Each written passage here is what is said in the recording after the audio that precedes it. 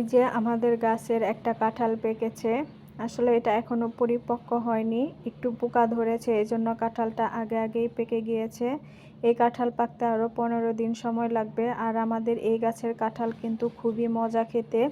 আগে তো অনেক বড় বড় হতো, কিন্তু গাছটার অনেক বয়স হয়ে যাওয়ার কারণে এখন খুব একটা বেশি বড় হয় না। এই গাছটার কিন্তু অনেক বয়স। এই যে দেখুন কি সুন্দর পেকে গেছে এই কাঁঠালটা।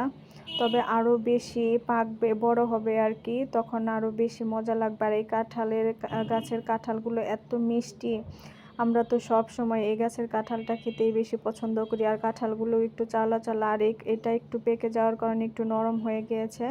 আর দেখুন কালারটা কত সুন্দর এই কাঁঠালের, আর খুবই মিষ্টি হয় আমাদের এই গাছের কাঁঠাল। আমাদের এই গাছের কাঁঠাল কিন্তু সবাই খুব পছন্দ করে, আমার মা চাচিরা সবাই এই গাছের কাঁঠাল নিয়ে খায়। এই বছরে প্রথম এই কাঁঠাল খেলাম, খুবই মজা লাগলো।